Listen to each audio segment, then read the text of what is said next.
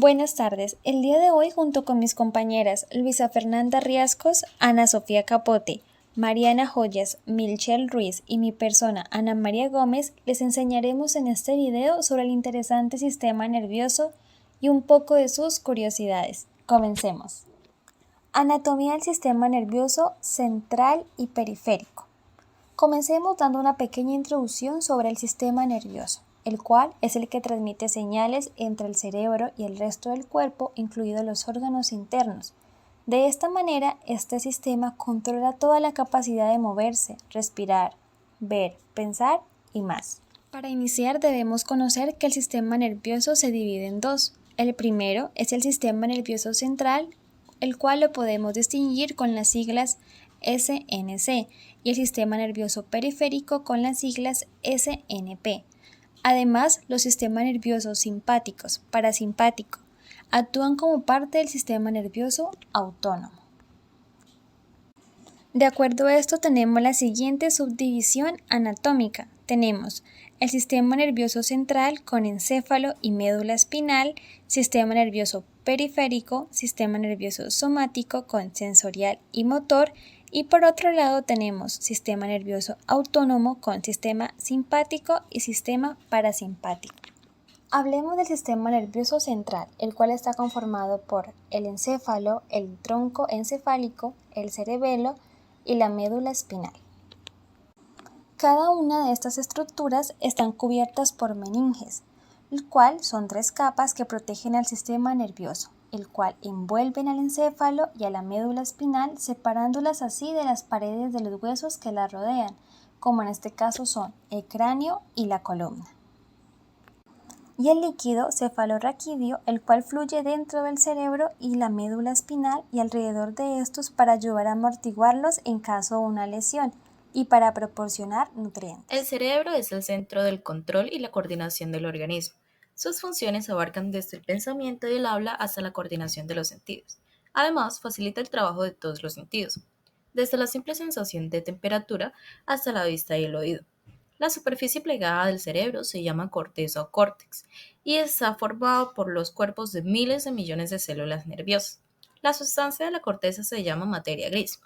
Los hemisferios cerebrales procesan la información de los sentidos, el pensamiento, la lógica, el aprendizaje y la memoria. Los 3 principales componentes del cerebro son el encéfalo, el cerebelo y el tallo cerebral. El encéfalo es el componente más grande, extendiéndose a través de la parte superior de la cabeza hacia abajo, hasta el nivel de las orejas. El cerebelo se encuentra debajo del encéfalo, detrás de las orejas hacia la parte trasera de la cabeza. El tronco encefálico es el más pequeño y se encuentra debajo del cerebelo, extendiéndose hacia abajo y atrás hacia el cuello. La corteza cerebral es la porción externa del encéfalo, también llamada materia gris. Genera los pensamientos intelectuales más complejos y controla los movimientos corporales. El encéfalo está dividido en el lado izquierdo y el lado derecho, que se comunican entre sí a través de un delgado tallo de fibras nerviosas. Las circunvoluciones y surcos incrementan la superficie del cerebro, lo que nos permite tener una considerable cantidad de materia gris dentro del cráneo. Ambos hemisferios cerebrales son parecidos, pero cada uno nos ayuda a realizar diferentes funciones. Se piensa que el lado izquierdo del cerebro es más influyente para moldear el razonamiento y el lenguaje, así como las habilidades científicas y matemáticas. Se cree que el lado derecho del cerebro influye más sobre el arte y la música, así como la perspicacia y la imaginación. El hemisferio izquierdo controla los músculos del pie derecho, mientras que el derecho controla los del pie izquierdo. En otras palabras, el lado izquierdo del cerebro controla los músculos del lado derecho del cuerpo y viceversa. Los movimientos corporales voluntarios son controlados por una región del lóbulo frontal, donde también formamos las reacciones y expresiones emocionales. Hay 2 lóbulos parietales, uno a cada lado del cerebro. Se encuentran detrás del lóbulo frontal, hacia la parte trasera de la cabeza y sobre las orejas. El centro del gozo se encuentra en los lóbulos parietales. Todos los sonidos se procesan en el lóbulo temporal, donde también se procesan la memoria y las emociones. El lóbulo occipital se encuentra en la parte trasera de la cabeza, detrás de los lóbulos parietal y temporal. Este se encarga de analizar la información visual desde la retina y luego procesar esa información. Si el lóbulo occipital sufre algún daño, es posible que la persona pierda la vista incluso si sus ojos continúan funcionando normalmente. La parte superior del tronco encefálico se conoce como el mesencéfalo. El mesencéfalo es una pequeña porción del tronco encefálico que se encuentra en la parte superior del tallo cerebral. Justo debajo del mesencéfalo se encuentra una protuberancia y debajo de esa protuberancia el bulbo raquídeo. El bulbo raquídeo es la parte del tronco encefálico más cercano a la columna vertebral. El bulbo raquídeo, con sus funciones esenciales, se encuentra profundamente dentro de la cabeza, donde está bien protegido de lesiones por medio de una sección bastante gruesa del cráneo circundante. Cuando estamos dormidos o inconscientes, nuestro ritmo cardíaco, respiración y presión sanguínea siguen funcionando debido a que son regulados por el bulbo raquídeo. La médula espinal forma parte del sistema nervioso central junto con el encéfalo. Es la continuación caudal del tronco encefálico y se encuentra en el interior del conducto vertebral, un conducto óseo formado por los elementos posteriores y los cuerpos de las vértebras cervicales, torácicas y lumbares. Así como la columna vertebral, la médula espinal se divide en segmentos cervical, torácico, lumbar, sacro y coxígeo. Cada segmento de la médula da lugar a varios pares de nervios espinales que salen del canal vertebral a través de los forámenes intravertebrales. Existen 8 pares de nervios espinales cervicales, 12 torácicos, 5 lumbares, 5 sacros y 1 coxígeo, totalizando 31 pares. Existen dos intumescencias o dilataciones de la médula espinal, una a nivel cervical, intumescencia cervical C3-T2, y otra a nivel lumbosacro, intumescencia lumbosacra L1-S3. Estas regiones son más prominentes a acomodar fibras nerviosas relacionadas a la inervación de los nervios superiores e inferiores respectivamente. Así como en el resto del sistema nervioso central, la médula espinal posee dos componentes principales: la sustancia gris, que contiene principalmente los cuerpos de las neuronas, y la sustancia blanca, que contiene principalmente los axones.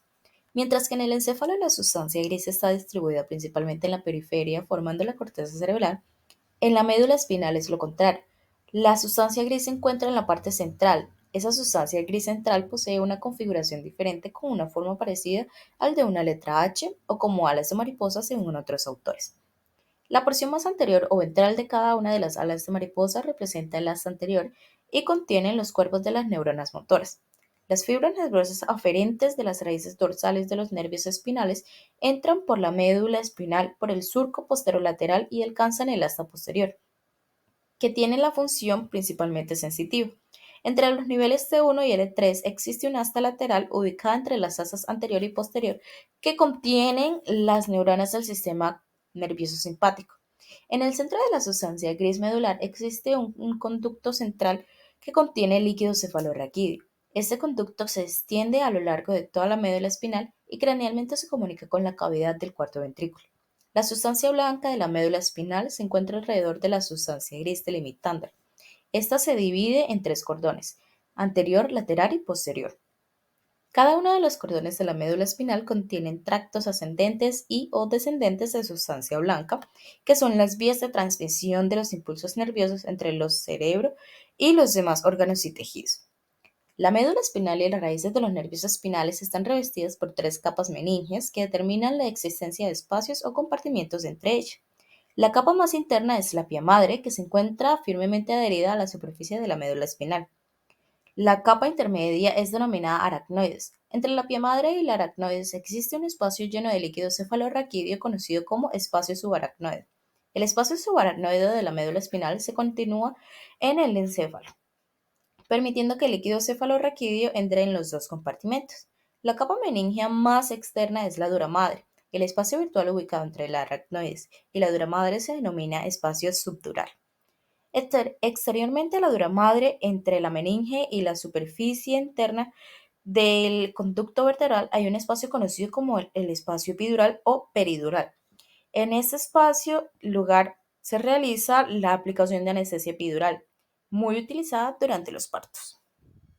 Y empezamos con las funciones del sistema nervioso central. La primera función es el procesamiento de la información. En esta, el cerebro y la médula espinal son los que conforman este sistema. Estos reciben y procesan continuamente información del mundo exterior y del interior del cuerpo. Continuamos con el control motor. Aquí, el sistema nervioso central coordina los movimientos musculares voluntarios e involuntarios permitiéndonos así interactuar con nuestro entorno de manera fluida y precisa. Y terminamos con la regulación homeostática. Aquí se controlan los procesos fisiológicos esenciales, como por ejemplo la temperatura corporal, la presión sanguínea y los niveles de glucosa, para así poder mantener la estabilidad interna del Continuemos con cuerpo. el sistema nervioso periférico, el cual está constituido por componentes neurales que se extienden desde el sistema nervioso central, el cual pueden ser el nervio radial, los nervios sacros, nervios lumbares, el nervio ciático, entre otros. Este sistema se divide en dos, sistema nervioso somático y el sistema nervioso periférico. Los nervios craneales también forman parte de este sistema, el cual se distribuyen desde la cabeza y el cuello. Y también los nervios espinales, los cuales se originan en la médula espinal y ejercen el papel de conducción de estímulos desde y hacia diversas partes del cuerpo. El sistema nervioso periférico está compuesto de todas las estructuras nerviosas localizadas fuera del encéfalo y la médula espinal. Puede ser dividido funcionalmente en sistema nervioso somático, voluntario y sistema nervioso autónomo, involuntario. Este último a su vez puede subdividirse en simpático, parasimpático y entérico. El sistema nervioso periférico está formado por todos los nervios, ganglios y plexos del cuerpo. Un nervio a su vez consiste en varios axones, en sus vainas de tejido conectivo y sus vasos sanguíneos.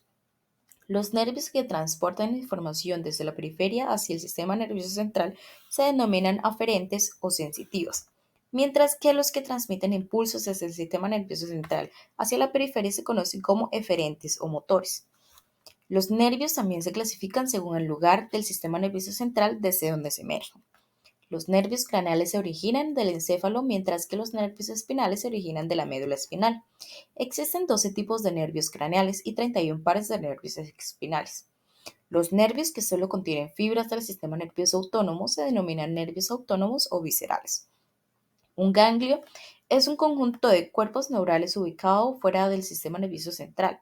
Existen dos tipos principales de ganglios: sensitivos, que contienen cuerpos neurales responsables de enviar información desde la periferia del sistema nervioso central, y autónomos, entre los que se encuentran los ganglios simpáticos y parasimpáticos. Finalmente, un plexo es una red de nervios interconectados. Existen dos tipos de plexos nerviosos: espinales, formados por la comunicación entre las subdivisiones de los ramos anteriores o ventrales de los nervios espinales; y autónomos, que pueden encontrarse en el tórax, abdomen y pelvis, donde son responsables de la regulación de las actividades de los órganos. Y continuamos con las funciones del sistema nervioso periférico. Empezamos con las vías sensoriales. El sistema nervioso recibe información del entorno y del cuerpo a través de nuestras vías sensoriales. Estas vías transmiten señales desde los receptores sensoriales, como por ejemplo los ojos, los oídos y la piel, hacia el sistema nervioso central, que incluye el cerebro y la médula espinal. Una vez en el sistema nervioso central, estas señales se procesan para así poder interpretar la información sensorial, como el dolor, el tacto, el sonido y la luz. Por ejemplo, cuando tocamos algo caliente, las señales de calor viajan a través de las vías sensoriales hacia nuestro cerebro, lo que nos hace retirar la mano de manera inmediata. Continuamos con la segunda función, que son las vías motoras. Las vías motoras son las rutas a través de las cuales el sistema nervioso central envía señales para controlar los movimientos musculares y las acciones voluntarias. Estas señales se transmiten desde el cerebro y la médula espinal hacia los músculos y glándulas a lo largo del cuerpo. Cuando deseas mover un músculo o deseamos realizar una acción, como por ejemplo levantar un brazo o caminar, el cerebro nos envía señales a través de las vías motoras hacia los músculos correspondientes, lo que desencadena en una contracción muscular necesaria para así poder llevar a cabo la acción. Y terminamos con el sistema autónomo. El sistema nervioso autónomo controla las funciones involuntarias del cuerpo, como por ejemplo la frecuencia cardíaca, la respiración, la digestión, la sudoración y la regulación de la temperatura corporal.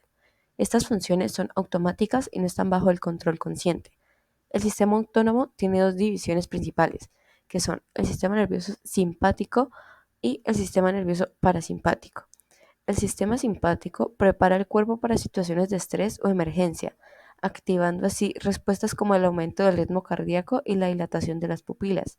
Por otro lado, El sistema parasimpático tiende a contrarrestar estas respuestas, promoviendo así la relajación y la restauración del equilibrio en el cuerpo, como la disminución del ritmo cardíaco y la constricción Seguimos de las con el pupilas. sistema nervioso somático, el cual se divide en tres: raíces dorsales, el cual llevan información sensorial. Cuando hablamos de la información sensorial nos estamos refiriendo a todo lo relacionado con los sentidos o a la sensación. Y también tiene las fibras aferentes, las cuales conducen impulsos desde los tejidos periféricos hacia el sistema nervioso central. Segundo, las raíces ventrales, el cual llevan información motora que transmite mensajes desde el cerebro a los músculos para generar movimiento, y las fibras eferentes, el cual envían impulsos neurales desde el sistema nervioso central hasta los tejidos periféricos. Y por último tenemos a los ganglios de la raíz dorsal, el cual es la ubicación de las neuronas sensoriales con los cuerpos. Tenemos al sistema nervioso autónomo, el cual supervisa y controla las funciones de los órganos internos, el cual está constituido por el sistema nervioso parasimpático, proceso de reposo y gestación, y una de sus funciones son: contrae las pupilas, estimula la salivación, estimula la actividad digestiva, entre otros. Y el sistema nervioso simpático da respuesta de lucha o huida, el cual una de sus funciones es dilatar la pupila, inhibe la salivación, relaja los bronquios, aumenta el ritmo cardíaco, relaja la vejiga, entre otros. Las fibras nerviosas del sistema nervioso autónomo se originan en el sistema nervioso central y hacen sinapsis. Cuando hablamos de sinapsis, se refiere al espacio entre el extremo de una neurona y la otra célula, con los ganglios de la periferia. Proceso fisiológico de la contracción muscular comienza con una señal eléctrica enviada desde el sistema nervioso central a través de las neuronas motoras. ¿Cómo se produce una contracción muscular? Se produce a través de un complejo proceso fisiológico que se involucra a la interacción de varias estructuras y moléculas del cuerpo. ¿Cómo participa este sistema en el movimiento? Participa en el movimiento al generar fuerzas a través de la contracción de las fibras musculares que se contraen, tiran de los huesos a lo que están unidos a través de los tendones, lo que produce el movimiento en las articulaciones. Bueno, yo les hablaré sobre las funciones del sistema nervioso en el movimiento del cuerpo. Bueno, en primera instancia tenemos coordinación de movimientos. El sistema nervioso central controla la coordinación muscular necesaria para el movimiento fluido y preciso. Como ejemplo tenemos caminar, que es la capacidad de coordinar el movimiento de las piernas, los brazos y mantener el equilibrio mientras se camina. Escribir, que es la habilidad de coordinar los movimientos finos de los dedos, manos y muñeca para escribir o dibujar. Y jugar, ya sea atrapar una pelota, lanzarla, correr o realizar movimientos complejos en deportes como el fútbol, baloncesto o tenis. En el segundo tenemos procesamiento sensorial. Interpreta la información sensorial que incluye en las respuestas motoras del cuerpo. Como ejemplo tenemos el tacto, que es el procesamiento de la sensación táctil, como percibir la textura, la presión o la temperatura a través de la piel. Visión, que es la interpretación de la información visual, como reconocer formas, colores, distancias y movimientos. Audición, el procesamiento de estímulos auditivos como la percepción de sonidos, tonos y la localización espacial del origen del sonido. Gusto y olfato, la interpretación de los sabores y olores a través de los receptores sensoriales en la boca y la nariz. Y como último, transmisión de señales. Transmite señales desde el cerebro para iniciar y regular el movimiento muscular.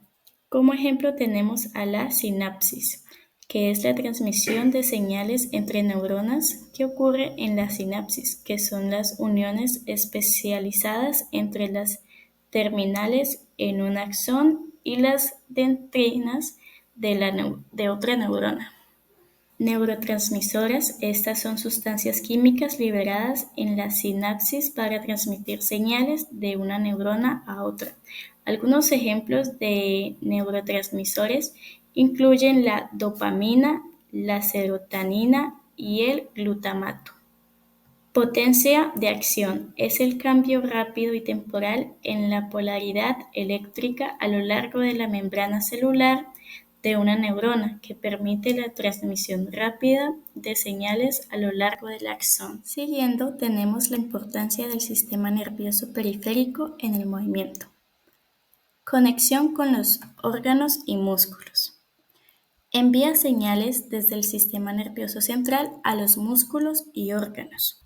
Un ejemplo es el reflejo de retirada, que es cuando tocas algo caliente, los receptores sensoriales en la piel envían una señal a través de los nervios periféricos hacia la médula espinal, donde se genera una respuesta motora para retirar la mano involuntariamente.